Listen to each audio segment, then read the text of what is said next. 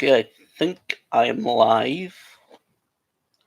I believe know this quality is going to be absolutely horrible. I've got bedroom in the background. Literally got a couple of minutes while the dog is out being walked. I'm real busy today looking after that dog.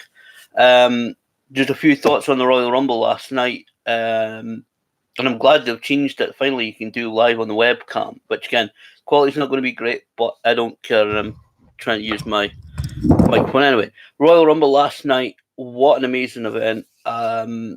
It was just fantastic.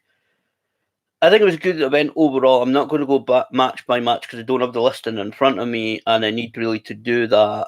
I need to have the listing in front of me, to be honest, to uh, sit and go through the event. And I think so many people are going to go through the event right now. But the women's rumble was good. Bianca Belair was obviously one of the main focuses on that. She's been pushed heavily in WWE right now. Great to see people like Nikki Storm in there, who I followed for the past, what is this now, 8-9 years or so. I've seen her wrestle here in Dundee, Scotland, in community halls, Caird Hall, so many different venues. So great to see her. And it was actually a decent match. I kind of enjoyed that a little bit more than the men's Royal Rumble, to be honest. I kind of enjoyed that more than the men's Royal Rumble because I think the story was slightly better. It was a bit more unknown as to what was going to happen in that match rather than because there was hardly any entrance known. Beth Phoenix had obviously a big laceration on the top of the head initially because I nipped out, um, you know, for a couple of seconds. Came back and I thought it was maybe the color of hair. Her hair, maybe she'd got her hair highlighted or colored, which sometimes the women do. But then obviously the close-ups revealed that it was actually blood, that she'd busted her head wide open. Not sure how bad it is. I went to bed and I mean again looking after the pup for a while, so I don't know exactly how bad any of her cuts are that or what the reports are, but she's definitely quite tough. Looked like it bled quite a bit.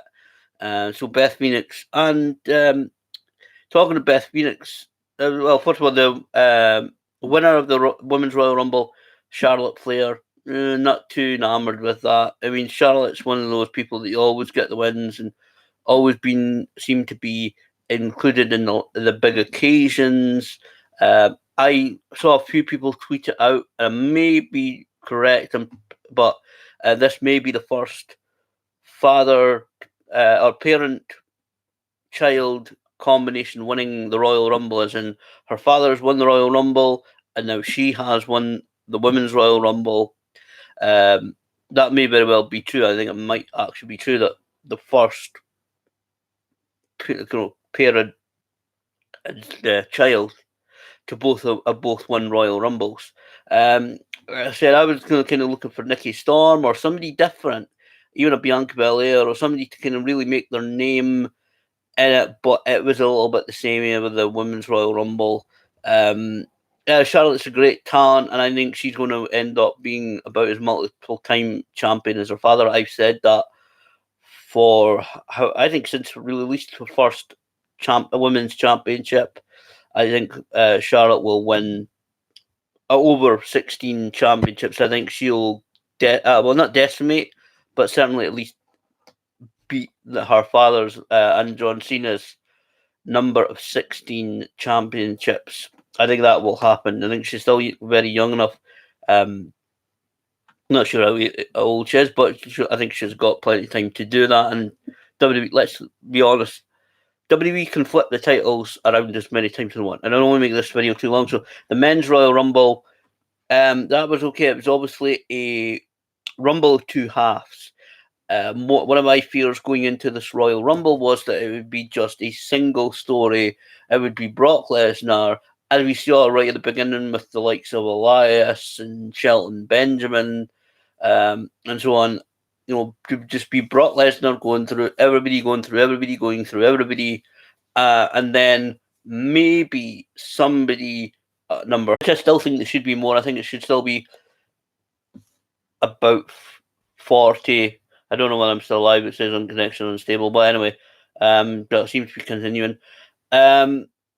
I thought we might have to be literally. I mean, they've never had a Royal Rumble like that where it's been literally one person absolutely dominating from start to finish. Yes, we've had people win from the number one position. Benoit, Michaels, I think Benoit. Certainly, we've had people win from number one position, the very first entrant. And Elias. I mean, how? I mean, I think you. It's obvious that some people are not happy with going to be happy with the way the Rumble was because Elias was even. I don't. Obviously, they wouldn't have told Elias, "Can you do that?" But he was. I forget the term now. But he was basically, the sacrifice, the sacrificial lamb. I think he called himself. I think that was it. Obviously, it was obvious Brock was going to go through quite a few people, and I don't kind of like that. But once Brock Lesnar, let's face it, he did actually get knocked out, and what a knockout blow it was. Drew McIntyre, the eventual winner of the Royal Rumble, which I'll get to in a minute. Drew with the Claymore kick, the running kick that he does, eliminates Brock over the top rope, and everyone went mental. I think there's some, obviously with WWE crowds, there's some, there are some parts of it where WWE would like the audience to like it, like Roman Reigns, where he had. I mean, they're going to show the highlights. It was obvious the way they were shooting it, and I think the direction of the TV, the directing of it was a little bit off at times. They missed Edge's first spear.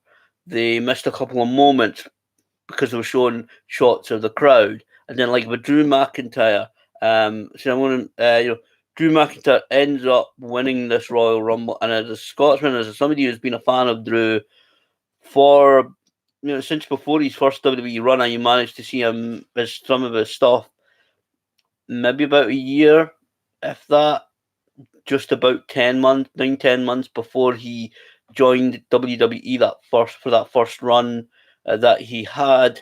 So him and Sheamus O'Shaughnessy, now just simply Sheamus. But I don't think it was in the Royal Rumble. Again, there's so many names that they could absolutely extend the Rumble to, to more superstars. They could easily do it, 40 superstars every year, which I know would take longer, but I mean, it's a Royal Rumble. You can expect that. So Drew McIntyre winning that Royal Rumble, what a moment that is. The Scottish, looking through Twitter, social media, the Scottish fans are going absolutely mental, as we say. They're going crazy over it. Rightfully so. We've waited so long to see a genuine Scotsman in a top position for WWE. He dedicated the one to his wife.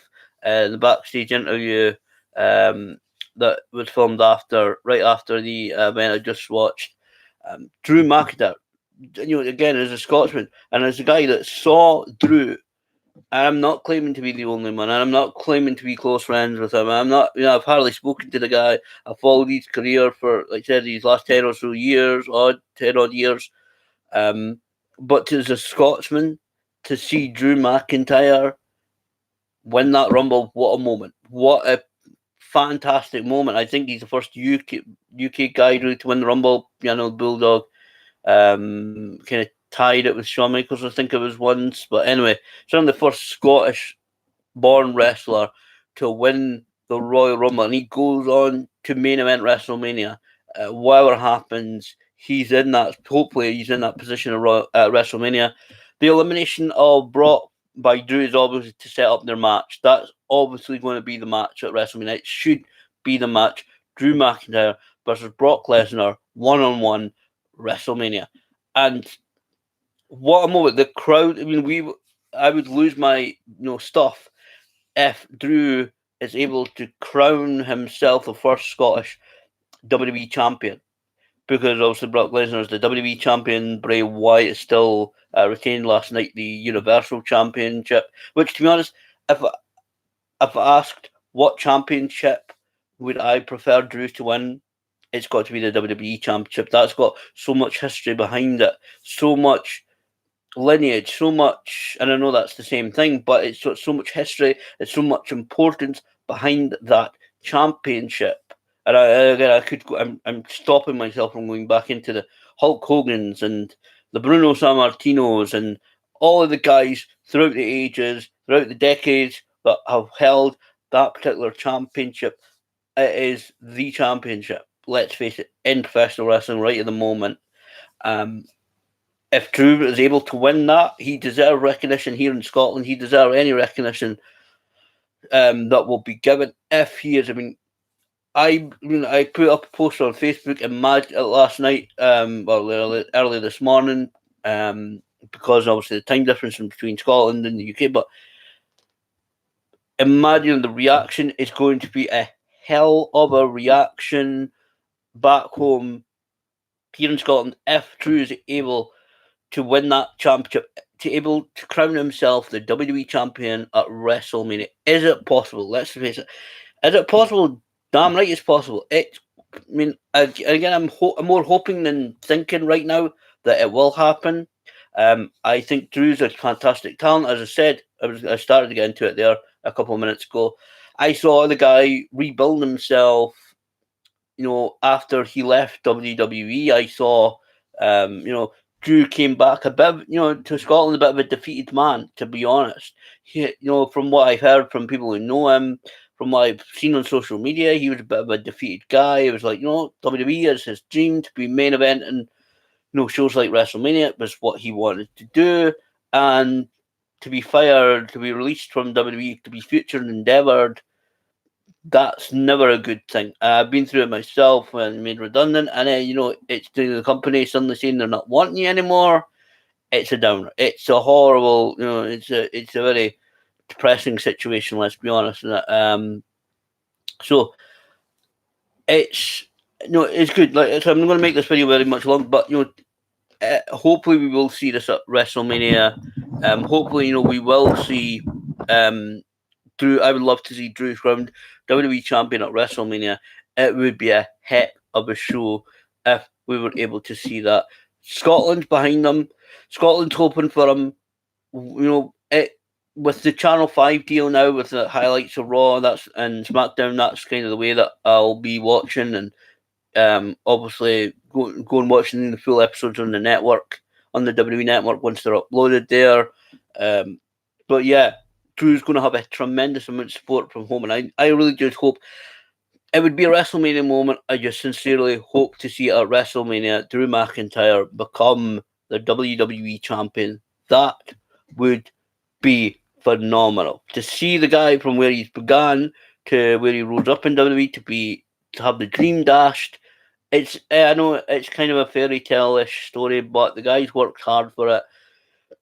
But before I wrap this up, Drew is such a talent. I saw him in one of the ICW Fear and Loathing events. I've seen Drew wrestle.